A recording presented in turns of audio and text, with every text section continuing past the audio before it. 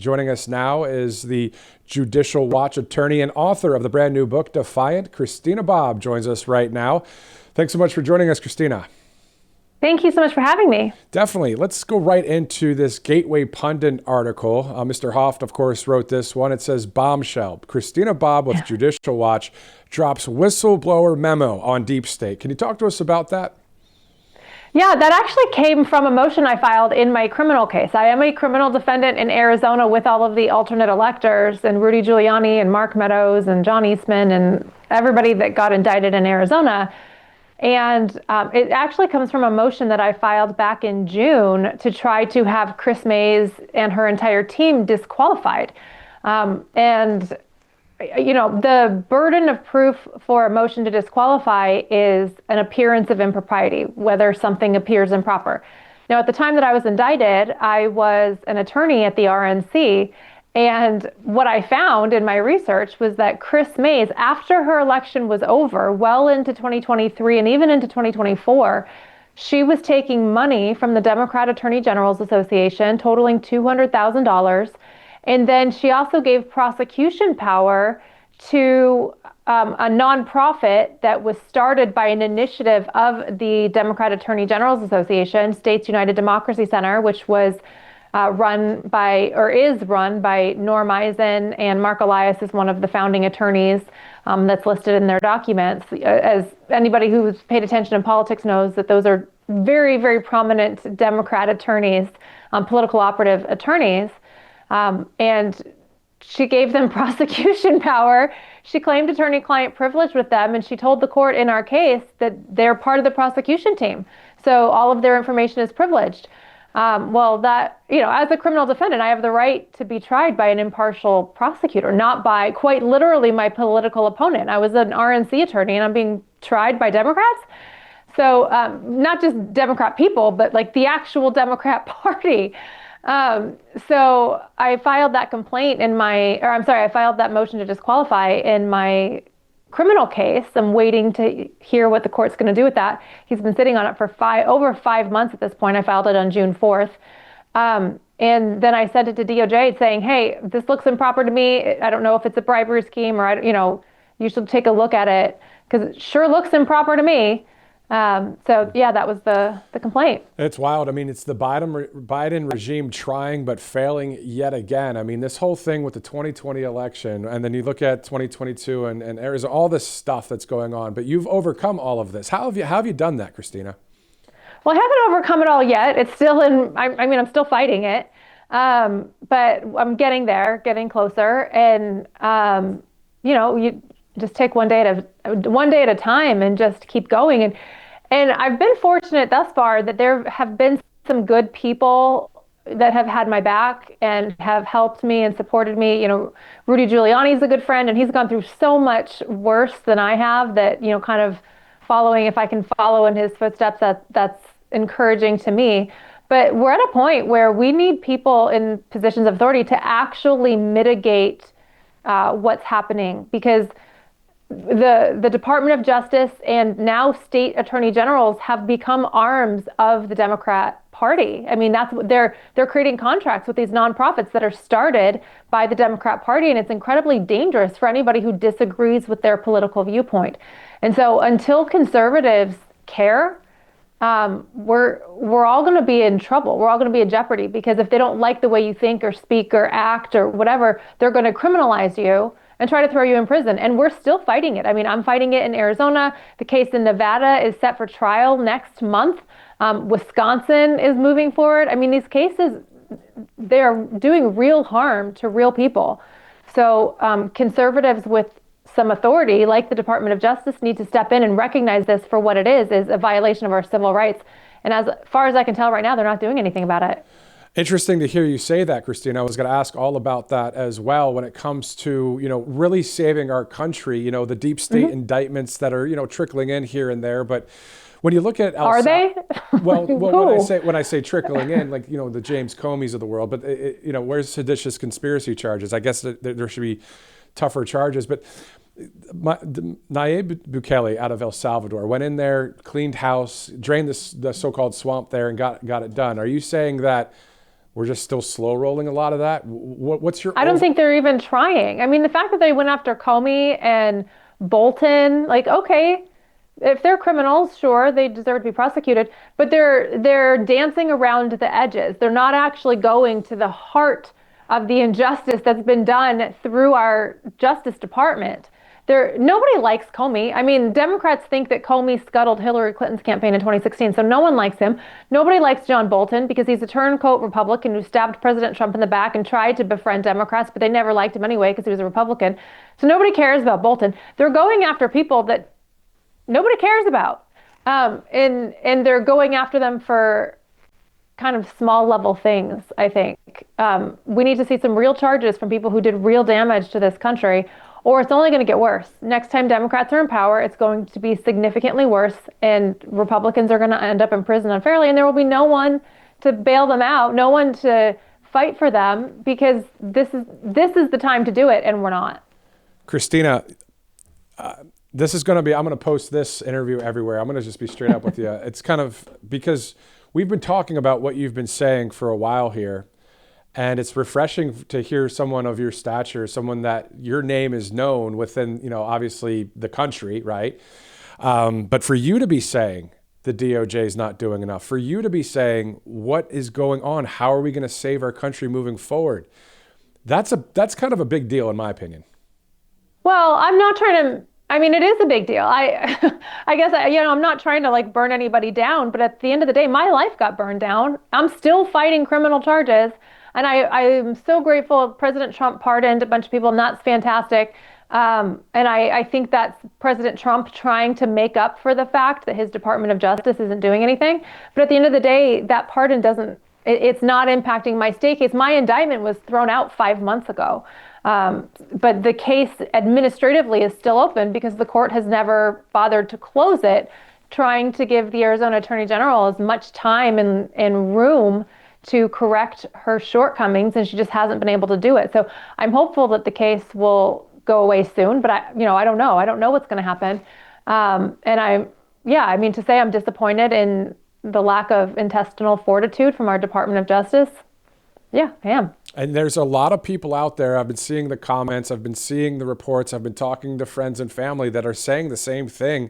And now it's the thing that nobody's afraid to say because we have to, because I'll ask you, what's on the line? You referenced it a little bit, but what's really on the line if it doesn't happen, Christina? Well, it's not going to be me. I can tell you that. They've already taken me out, to some extent, as far as the political fray goes. But they're going to, God forbid, I don't even want to say it, but they'll go after Donald Trump. They'll go after the entire cabinet. They'll go after, they already were trying to go after Republican senators. They were already pulling their phone records. They've already been trying to target very prominent Republican elected officials, cabinet members. And if the Department of Justice doesn't nip this in the bud, they'll do it again successfully. So, I don't know what to tell you. If Todd Blanche doesn't want to get involved because he feels like it gets his hands dirty, I don't know. He's either maybe they'll avoid him, looking at him as one of theirs. I don't know. Yeah, it's not. It doesn't look good right now. And to your point, we don't want New York to become London, and that's the way it's turning. And then if you say something like, I'm going to question this election in 2028 or something, and say a Democrat somehow wins it, are you going to get in trouble for saying, you know what I mean? Like just some of the basic freedom of speech that we have here in this country, not inciting violence, none of that, but just simply saying we love God, family, country, freedom. We miss President Trump. Are we going to be getting knocks on the door for that kind of thing? You know what I mean? Like what's going on here? I mean, your guess is as good as mine. What we won't see happen is a reorder of the rule of law, right? Like, let's get back to basics. Let's get back to real law, to real civil rights. I mean, I don't know. I shudder to think what they'll do. I think Republicans have thought that they were so popular in 2024 that they'll just be popular for like a decade or two, and leave it to Republicans to lose that momentum in less than a year. I think I think they lost a lot of the goodwill that President Trump created. President Trump created all of it. All of it comes from President Trump because he was a fighter, because he was standing up, because he was saying the things that we wanted to hear. And as a result, the Republicans that, supported him got some of that goodwill. Well, President Trump's not on the ballot anymore, and people are looking around at these Republicans going, what are you doing? Like, you're not doing anything. You haven't done anything. I mean, why haven't we had comprehensive election reform passed where President Trump says, get rid of the machines, paper ballots, single day voting, no mail-in ballots, all of those reforms that President Trump wants done, that the American people want done, which is why we voted him into office, that hasn't happened. And we have a Republican House and a Republican Senate. So why have the Republicans failed to pass that? Same thing with immigration reform. Same thing with the tariffs. People are saying, oh, President Trump is going to lose this case at the Supreme Court because it's Congress who's supposed to tariff. Okay, well, we have a Republican House and a Republican Senate. Why aren't they doing Donald Trump's economic policy? There's so many questions right there. They're just flat out not doing Donald Trump's agenda. And it's the Republicans. Donald Trump's biggest obstacles are not Democrats. His biggest obstacles are Republicans that are in the way of his agenda. Yeah. I mean, it's draining the swamp. It gets back to the OG kind of chants that we would hear at rallies, drain the swamp or build the wall or lock her up. Like, only build the wall's happening so far. Yeah, I mean, kind of. And yeah, we're just not seeing the action that we wanted from Republicans. And I give President Trump a lot of credit because he has done a lot, and he is trying to get his agenda across the finish line, and he's being stopped by Republicans. It's not. I mean, we have a Republican House, a Republican Senate, a Republican Supreme Court, a majority of Republican governors, a majority of Republican AGs. What's stopping President Trump's agenda? It's not Democrats. It's Republicans. So, well, President Trump, do you agree? I mean, he is the top cop, though, right? He is the chief law enforcement officer. Do you think that he could actually talk to whoever, the attorneys at DOJ, all that stuff, and say, let's just take care of business here? What's your thought on that? Yeah, he could. I think he's trying to, he appears to try to distance himself from DOJ, and all the presidents have done that because they don't want DOJ to be political, all of that. Like, even Joe Biden tried to pretend like Merrick Garland was like somehow independent from the Biden administration. So I think President Trump he's trying to not be real heavy-handed with it, but he does. I mean, we've seen him put out on Truth Social, his frustrations. He has aired frustrations on occasion with the Department of Justice, and I think they're valid. And I think he's right for being upset. I think a lot of Americans share his sentiment. He can go as far as he feels comfortable going, but at the end of the day, it's his DOJ. Yeah, 100%. I remember a 16-second soundbite that I posted on Truth Social from, I think it was maybe a month ago, when President Trump, at the end of the event in the Oval Office, I remember him just kind of throwing the book to the side saying, man, we should be doing a lot more than we are when it comes to how they went after us. We should be going after them. Do you recall that? Yeah, of course. Yeah, and that's exactly what we, the people, are saying. So it's kind of like, what are we going to do, Christina? Just sit here and just keep talking about this stuff? When is it going to happen, right?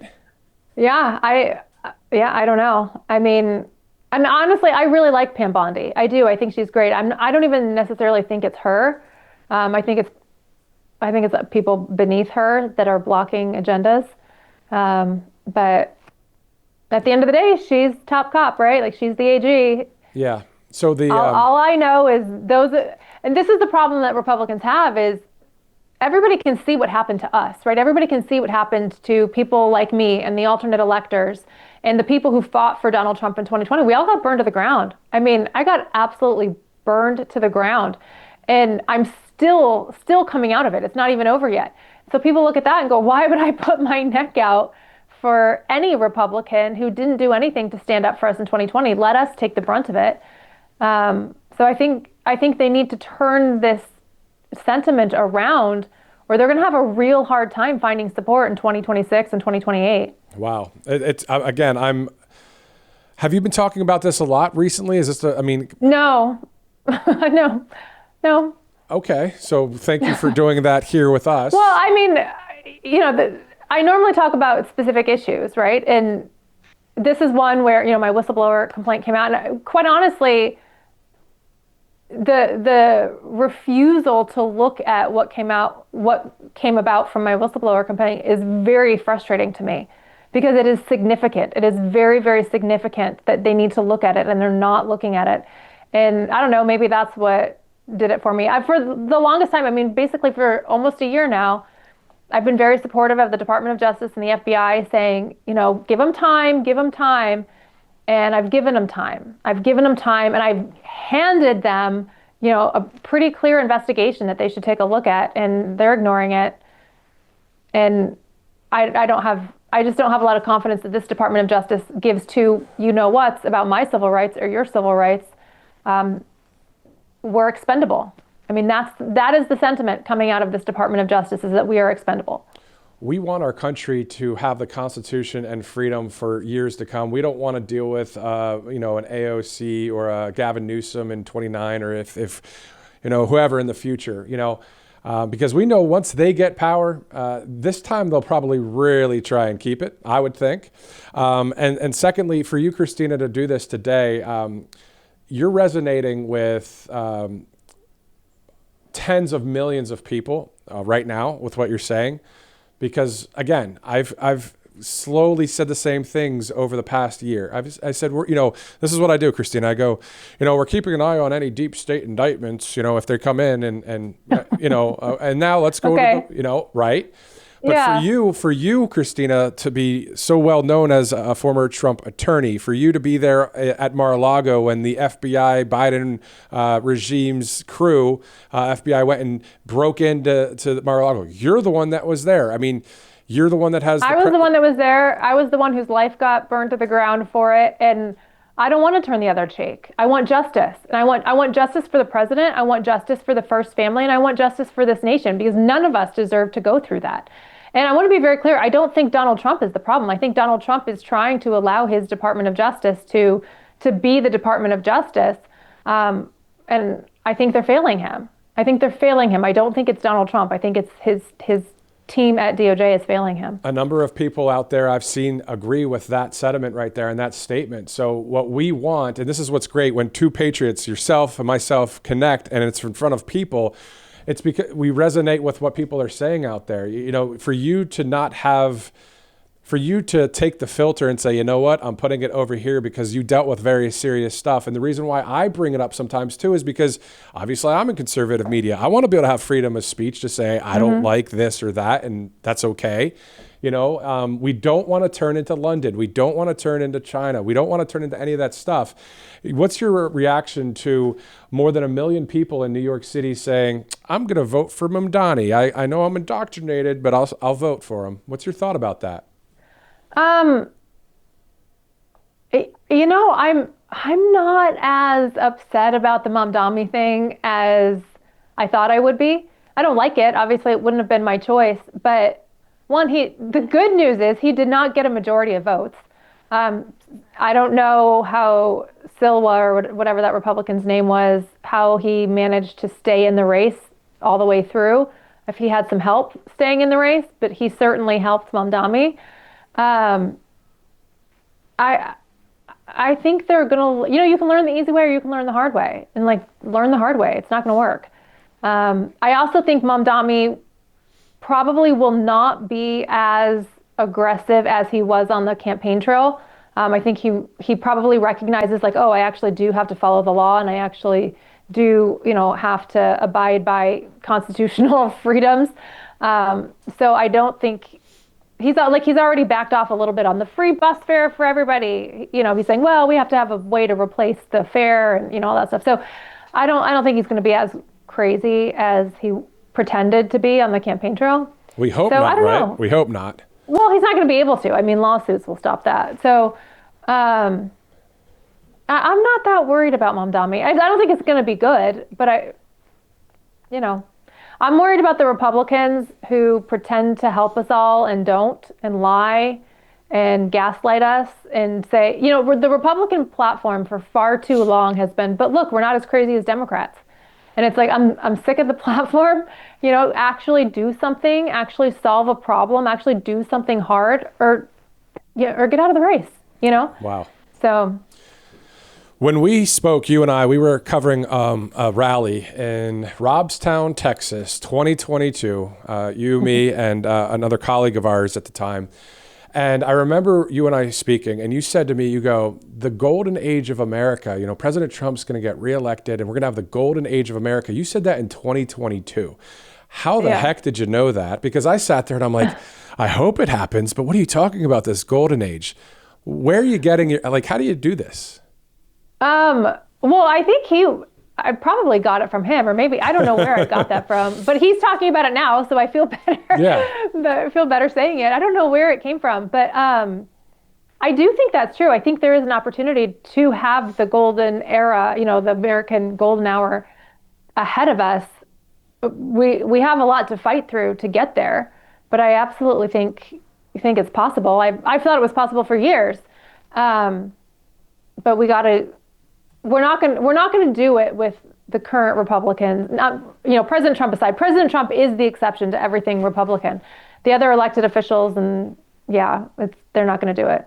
So what would you say, and it's putting you on the spot a little bit, but give me maybe the top few things, whether it's 2, 3, 1, whatever it is, that needs to be done in order for the Constitution to be the law of the land and for us to not have a weaponized government going into the next administration, so we can speak freely, we can be the American people. And those of you watching right now, thanks for sticking with us. I mean, obviously Karen Levitt's press conference is over. This is a little bit of kind of after the show kind of live flow.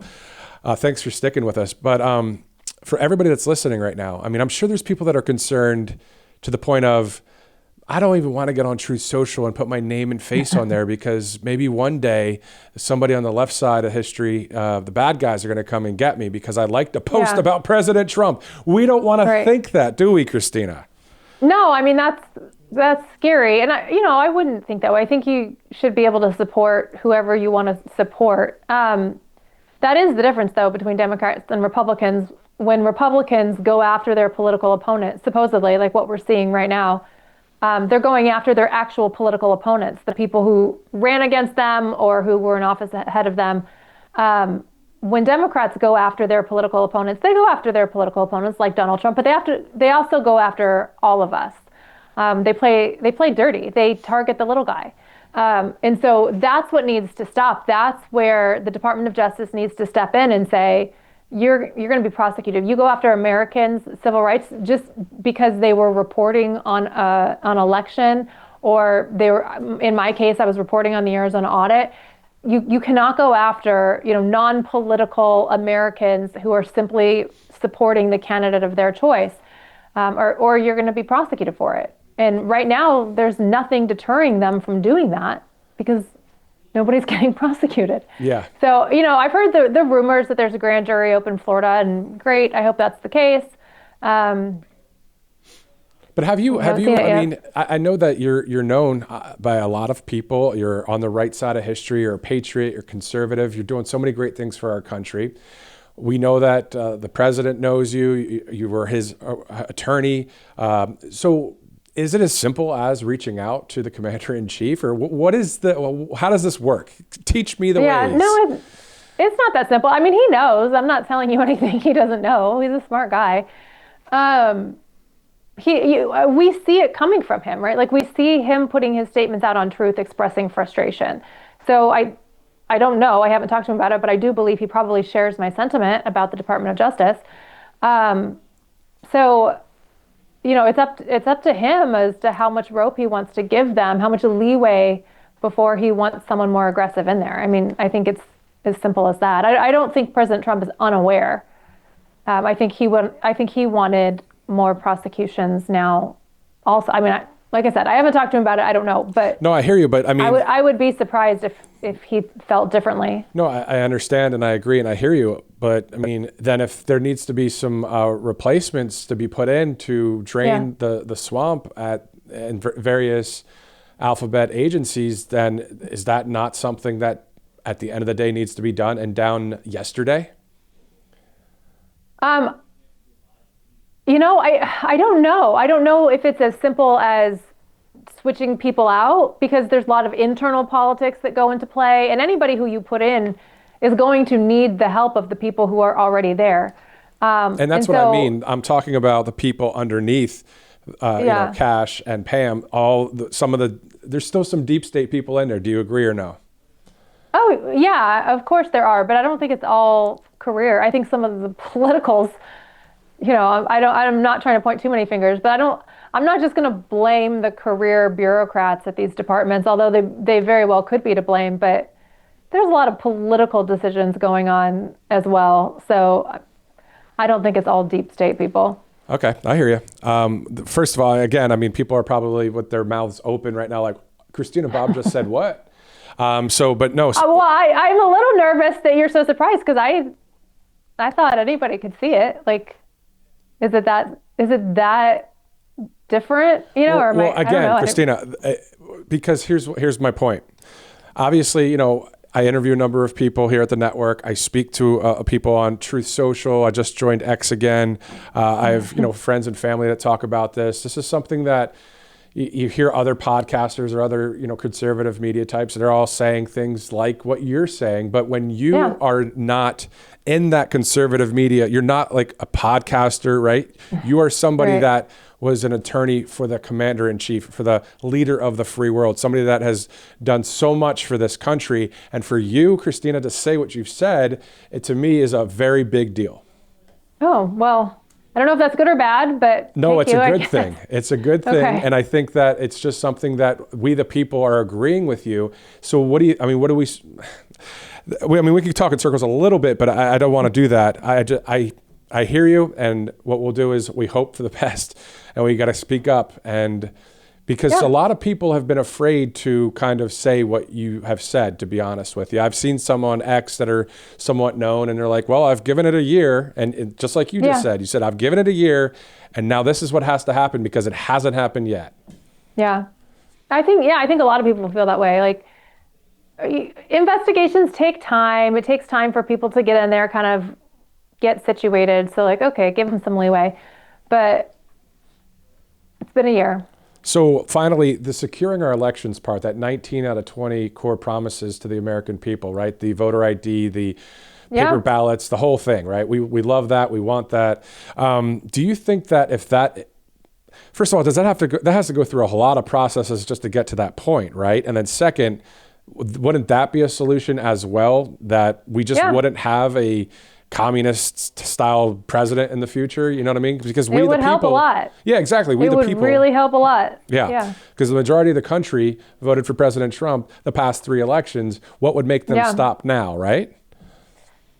Yeah. Well, I mean, President Trump isn't running, and I don't think any of the Republicans following him are remotely similar to Donald Trump. My point is that we'd always be voting for a Republican moving forward because we don't want to see the left get into control. And maybe, I don't know. That might be a little bit of a stretch. Yeah, no, that's fine. A little bit. That's fine. That's why. But at least from my perspective, I think there's a lot of people who have voted Republican this last cycle for Donald Trump that didn't really want to vote Republican, but they were like, Democrats have lost their minds. If Democrats, kind of reassemble into into something better, it might flip, I hope not.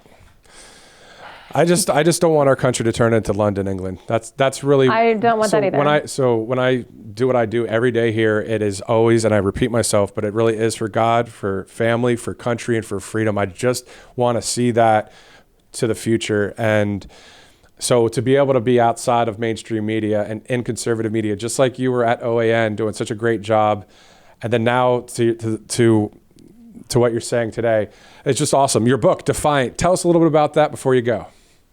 Yeah, so I was President Trump's custodian of records for the Mar-a-Lago case. I was present on site during the raid, and I give you all the dirty details about that story, about what went down beforehand. I met with DOJ and the FBI at Mar-a-Lago about 2 months prior to. I just give you all the details of everything that transpired, and you can make up your mind. Awesome. Judicial Watch attorney Christina Bobb, great patriot, great new book, Defiant. Thanks again for spending this much time with us. Have a good day. Yeah. Thank you. Thank you. Wow.